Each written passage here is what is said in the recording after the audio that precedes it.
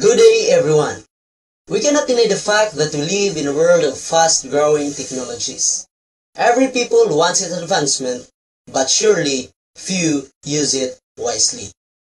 When internet media was widely used for communication, research, gamings, social networkings, many are engaged to internet cafe business. A small money invested for computers yet earns and can supply your basic needs. It is a lot of opportunities for business starters. Now, let's take a look for the business owner. Caraga State University. We're here to interview an owner of an internet business cafe. What is your name, sir? My name is John Burden.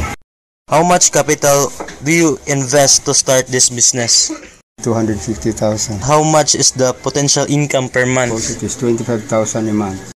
How long you recover the capital invested in this business? It took me almost 2 years to recover. Which have more users? Internet research or internet and games? Percentage-wise, it is I suppose it is 60-40 60-40 in favor of games. Why do you build this kind of business, sir? Of course, to earn a living To earn a living. and to cater clients for their needs. How much is the rent per hour in every user? It's only 10 per hour, 10 pesos per hour. Thank you, sir, for your kind cooperation, sir. Thank you. You're welcome. Research has shown that the internet is usually used for social networking, like for example, sa FB or Twitter, and then for information seeking or learning. And then another is creativity and production, so blogging, photos, videos. Tapos entertainment and leisure. They play games, online games, and commercial activity as well, like online purchasing, eBay. But then in Butuan City, based on my study entitled Internet Use in Butuan City, it was found that the most popular use of internet in Butuan is for social networking. So, although na ay mga tao magagamit sa internet for research as well as information, education, communication, the most widely used among students is for social networking, and second is for educational purposes. Like May O'Hara, Guidance Counselor of Caraga State University. Ma'am, I have some questions here that regarding to the study we conducted or documentation. Why do students prefer internet cafe for research? For them, it could be an easy access. But considering the school, library is just within the school, but some consider more visuals in the internet, more pictures than the books in the library. So I think that's why they consider internet cafe to be interesting in conducting research, because they could have other activities that will be done through the internet, aside from reading and doing some research. On the other hand, lots of students' lives are destroyed.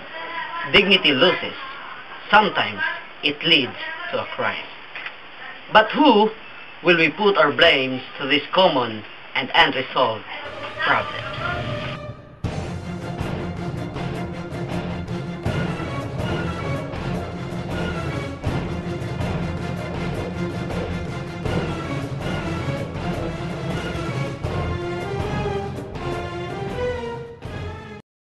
How do students go to internet for entertainment and games? Why do students? For pleasure. So maybe they don't find any activities that they have not tried activities that will give them enjoyment and pleasure. They have not tried other games, or they don't have options to participate in some other school activities that will give them satisfaction. I consider going to the internet cafe for entertainment and games, since they are trying to find themselves, they want to be happy, they want to enjoy, so thinking that that's the only way in entertaining themselves. So that's why they opted into games and internet, and nobody, I think nobody have guided them or given them some options or trying some other options to enjoy and to satisfy the student of the pleasure, how to enjoy in certain activities. Unsa kay imong pangalan? Eric Jones Ayaton. Pila imong edad? 28. 28. Kana sa pa ka nagsugod og dula? Katupang kuan, high school pa ko. Sugod counter pa. So kung imong bana-bana pila na ka katuig nagadula? 14 years. 14 Grabe, years. duga yun. Dugay-dugay na gyud ay. So taon na pila imong allowance kada semana? Is na ko mag-allowance ko og by month man to og 4,000. 4,000. Nya pila imong gastuhon na para sa imuhang pagdula?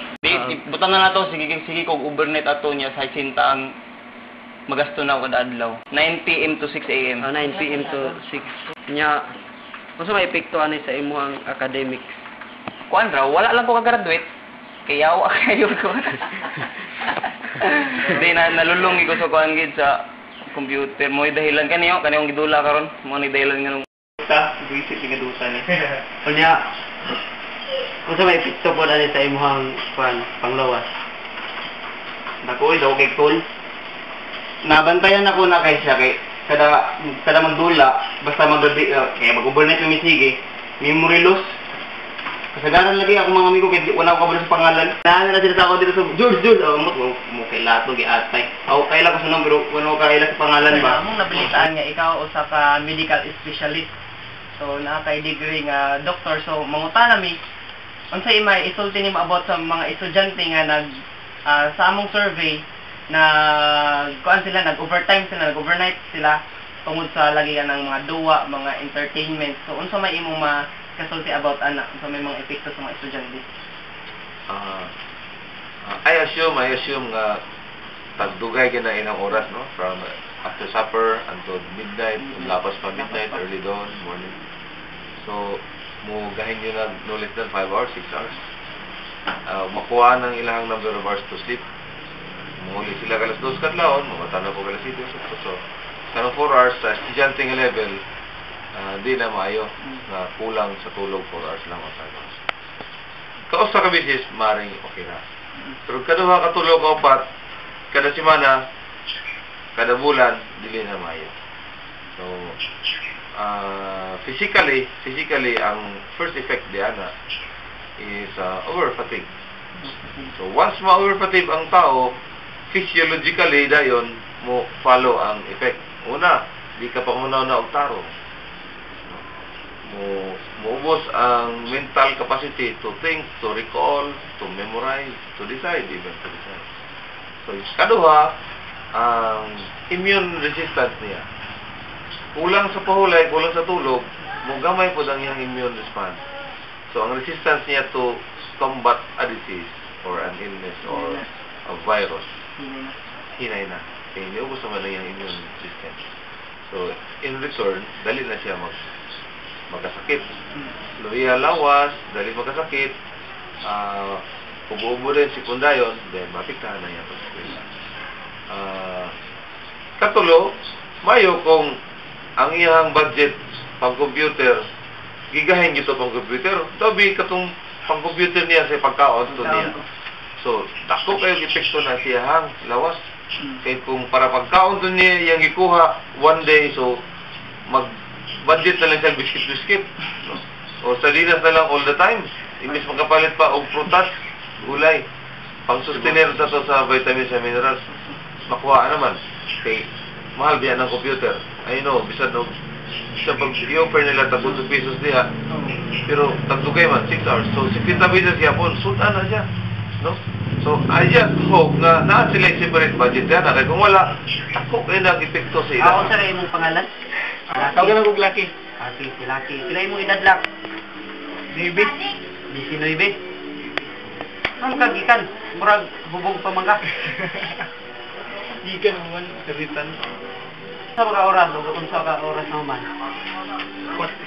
4 sa kadlawon. Ito buntag. Ang pagig ka mata. Alas 10 buntag. Mga alas 9:45. Alas 9. Apit na buldi. Apit na pud alas 10. Unsa imong gidola dai kagabi? Is magutang yun. Pila kay imong allowance? Allowance? Kada bulan? To 4 to 5. Ya, pila imong magastoan na sa kuan? Sa imong pagdula ug duta. So, isa ka semana. 150. So, minimum pa 15 oras kada semana, 15 oras sa imong pagdula ra na. Kunya mo research so ita mudugang kag lain na punya oras. Lain na oras. Buong na ulag. 150. So, unsa epekto ani sa imong academic? Ito lang sila naging sulod klase. So, na kay mga bagsak para insi. Uda na. Karon. Karon. Ano lamang? Paningkamutan. Paningkamutan. Paningkamutan. So, unsa epekto ani sa imong health? Naging si Manang diiwan ko. Imong mata nilaw. Oh, yan. Okay na. Wala akong yung mata kay Bilan, pirme. Nami din ni karon mag-interview sa imo about sa kung naabay mga balaod nga gi-implementar ning atong barangay about sa internetan. Labihan na sa mga estudyante nga na-addict na sa paggamit ani. City level, nana na siya. Nani balaw na. So, nara sa barangay kung iyang usbon i-improve or whatever. So far akong mayroon duman, murag naapod sa barangay. Na isuli mo, connect naman na siya. Magligas na siya sa charges, sa number of hours, o closing period, o naanan din balaw na. Pwede rin na ipaukay na to. So, sa peace and order nga aspect, naapoy balaod sa curfew. Ilabi na sa 18 years and below. So, underage kumaga. So, ang underage, naibalaod sa curfew na to. So, kung i-tandem naman nito ha, so, lahat sa internet at sa curfew, mas effective sinabi na sa pagpa-implement nimo kayo. Ngayon ka, business lang, mula pas sa oras, curfew naman po din mong gupod. So, nindot kayo ang duha nagkauban. Pero natin balaod na. Nag-implementa about sa internet cafe business. Mo na ang latest ng argumentuhan dito sa Congress may tungod ng tingunan ng mga sitwasyon tungod kay daghan sa mga tao karon nga naghimo og mga dili maayo ba nga gipagawas din na pananglit dunay mga sexuality nga mga crime nga ginahimo kay mao nay usa nga nakahatag og pagdaot sa kanang gitawag og kanang moralidad ba sa usa-usa ka tawo. May tungod sa mga estudyante naman, dunay balaod ana nga nagdikta nga ang ato nga kompetiran malayo-layo gamay sa distansya sa eskwelahan, mga 50 to 100 meters. Unya, din-an jud ang mga sa mga owners no dunay balaod nga kinahanglan bantayan nila ang ilang kompetitor. Tuo ang mga ginikanan nga tuo sila sa eskwelahan, pero di ay wala mga dug eskwelahan kay allowance gidito na nito sa kompetiran mo na nga kung mahimo ginunta alang sa mga takiya sa mga kompetiran nga ilang din-an ang kanang mga bata sa pagpasulod labi na sa panahon sa tingplasigi kan sa Lunes ngadto sa Bernes nga adlaw.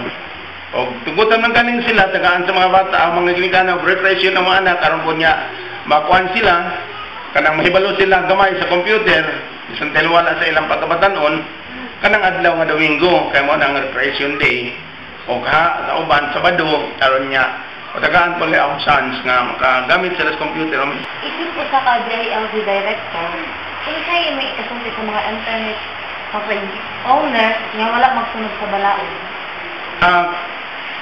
Kana kung mahimo no usahay man gud makapasubo taw makapasakit na nila kay ila man ang gibayaran og lisensya pero at the same time sa history nga kung doon naman galing mga ingona ng mga establishmento nga butang sa mga ingona ng computer o na wala magsunod sa patakaran naya mong mo ba na nga amo na silang gina-report dito sa pinakataas niya kung mahimo kami ginamaunay sa pagkuha niya na mula nga sa among mo ba na amo ginapasirhan sila niya dili mo to siya lagi dili mo sunod sa ginaganda sa balaod amo na ginapasirhan o gina-embargo ang ilang mga computer unit na ilang ginaopinitan kung dili sila magpatuod, di sila musunod sa prinsipyo. We know for a fact that using the internet is really advantageous on one way, but it also has disadvantages. The internet technology provides easy access to the wide source, updated and accurate information. So that is one advantage. And then it also provides a venue, fast, easy and wide communication. So ang imong coverage when you communicate with people is not only within the Philippines but even outside of the country. So global ka. Other respondents also recognize that the internet is efficient and an easy access to research and educational material. And others also believe that the internet provides easy processing of documents and monitoring of business transactions. So, kung ma-apply ka, you can do it online. Magngita ka scholarship, you can do it online. So, that is a very big advantage on the part of internet use. On the other hand, it is also disadvantageous because some are addicted to the internet. No? They overuse the technology, sometimes abuse the technology. Some people say they are doing research, but sometimes they do porn. Sometimes they unleash their sexual desires on the net because there is no identity. Some respondents find internet time-consuming, addictive, expensive, and even hazardous to health, especially to the eyes of the internet user. Sometimes students cut classes because they do na-addict na sila sa Dota.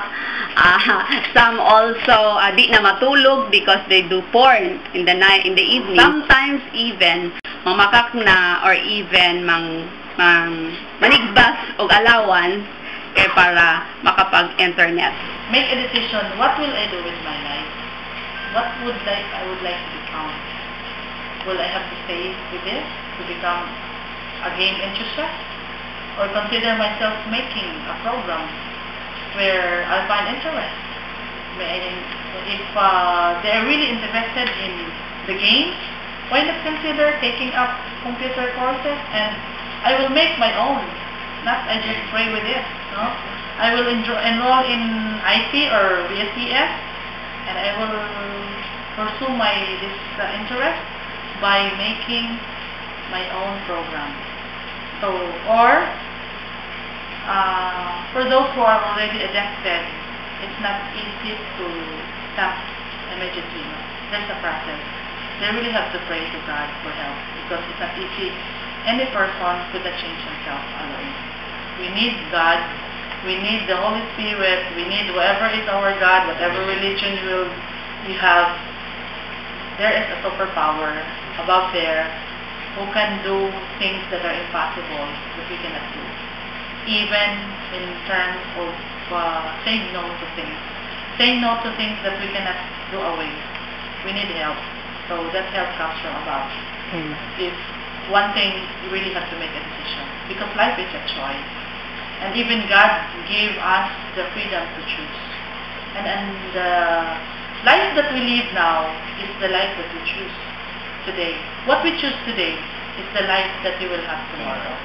So that's why we have to think of this thing. What kind of life you want to live? Will you live until death, playing computer? Or have a family and feed your family and find something for them to find a living? Or just a living? Or how to live the life? However, in general, there is nothing wrong with the technology. The technology is not bad. Kaya nga no, ang technology, wala siya life. Kinsa man ang bad. So karon, the issue now is not the technology, but how the person or the students use the technology. So, the use or utilization of the internet technology now would depend on the values of the user. So, it's not the internet that changed the behavior of the user, but it is the values of the user that is being checked by the existence of the internet. So ang akong ikasulti lang is let us stop blaming the technology. Let us instead strengthen the values of the users. Kay para bisan pag unsay available nga technology, kung strong ang value sa user, dili isla ma-affected ana. Thank you. Many lives were improved, but many are now in danger. We cannot blame anyone. Neither the creator of the internet media nor the owners of internet cafe business. As philosopher Lord Chesterfield says, prepare yourself for the world as the athletes do for their exercise. Oil your mind and your manners to give them necessary supplies and flexibility. From now on, let's take responsibilities of our own. What we'll do today will determine our future. Always remember, everything is good when done and exists is bad. Thank you so much.